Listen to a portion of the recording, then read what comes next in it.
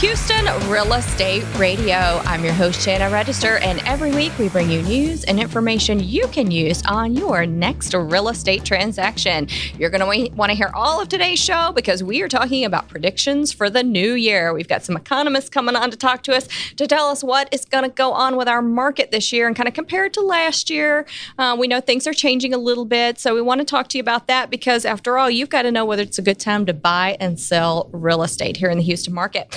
So first segment, we're going to be talking with Dr. Jim Gaines from Texas A&M University's Real Estate Research Center. But before we do, I want to give you the call-in number because if you've got a real estate question, we want to make sure we get that answered for you. 844-788-9444. That call-in number for your real estate questions is 844-788-9444. We look forward to answering your questions right here on the air. And if you miss any of today's show, you can catch us online at HoustonRealEstateRadio.com. Welcome to the show, Dr. Gaines. We're so excited to have you back. Every year you give us great predictions. I hope it's a good one this year. Good to be here. So you're Skyping in from A&M University over there at the Real Estate Research Center, and we know you guys are hard at work every year going through, looking at what happened last year, making predictions for the new year. So we're excited to hear what you have to say to us because, you know, there are going to be some people this year who have to make that decision on whether they're going to buy or sell their house. Oh, yeah, absolutely. And it's going to be an interesting year for Texas at large, for Houston in particular. There's no secret. I'm sure everybody listening to us is well aware of the fact that in the last year, during all of 2015, price of oil was declining, and some would even describe it as dropping like a rock. Yeah. And the rig count following suit coming down significantly, down over 60%.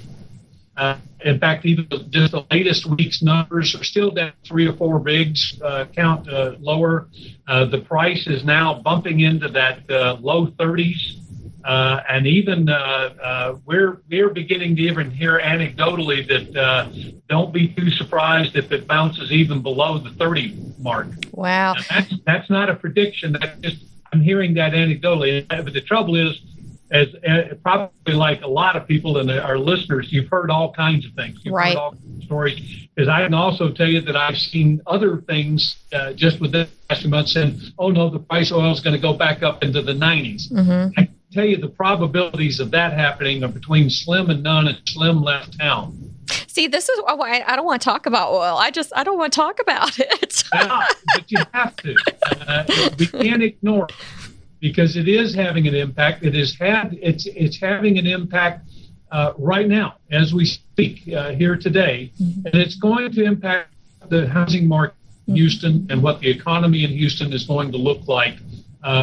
Not only just for 2016, we're talking about now maybe 2 or 3 years, because by all accounts, the decline that we're seeing going on right now is not going to bounce back up in the economists now are talking about, is it going to be a V-shaped or a U-shaped recovery? In other words, is it going to recover quickly? Mm-hmm. Or is it going to be a little bit more prolonged? And the answer seems to be pretty strong. It's going to be a little bit longer recovery. It's not going to bounce right back. There's a lot of reasons for that, but nevertheless, let's just leave it at that. Houston, what does it mean for Houston? It means that, quite frankly, the boom that's been going on the last 3 or 4 years. Oh, we so enjoyed it. But it's like everything, what goes up is going to come down. Mm-hmm. And the real issue is it just going to slow down some, or is it going to really bust? Right. Are we going to go from boom to absolute bust? Just going to simply slow down.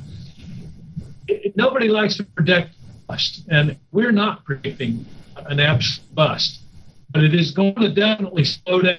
And in fact, you and I were just talking about just before we went live here. You can start seeing it. We can see the statistics. The numbers are already indicating a slowdown. The rate of the pace of sales and sales transactions is down. Although, quite honestly, the rate of increase in home prices is not slowing down particularly. Right. The price levels do tend to be going up. So going back to your original question, your introduction into our segment, about buying or selling and what 2016 is going to look like for both buyers and sellers. Prices are going to continue to go up. So if you're a seller and you're expecting to get a little more, but I don't think you should have as a seller that expectation like you might have had during the past year or two that I'm going to sell it tomorrow right. for 120% of what I list it for. Those days, those Hallican days may be past us now, but it's still going to be relatively strong.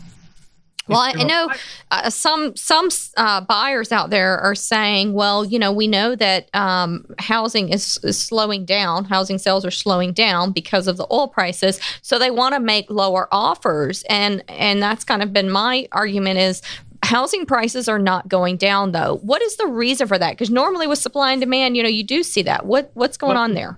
The supply and demand is still imbalanced. It's out of balance. The is still stronger than the supply. Our month inventory in the Houston market is still way below 4 months. Okay. It's approaching that 4-month level. Well, but balance is like 6 or 6.5 months. So it's still a bit of a tight market. What we're seeing is the residual effect. The past 5 years have been so good. So many jobs created, so many people moving into the market. Right. That is still coming in, and that's what's going to fuel or continue, at least for the first half of this coming year. That demand is still not been satisfied, and the supply is still a little restricted. It's still a little constrained to be able to satisfy that demand. So the prices are going to continue to go up. The volume of sales, the home price, the home transaction volume is going to. But now let me warn you a little bit, and our listeners, don't get too carried away when you start seeing on a month-to-month basis. We'll start comparing this January to last January, this February to last February. 2015 is going to end up being a record year in Houston, or a near record year. Yeah, 2015 was a good year. It was a good year. Great year. Statistically, it was a great year, and particularly the first half of 2015. Right, yeah. Was a great year.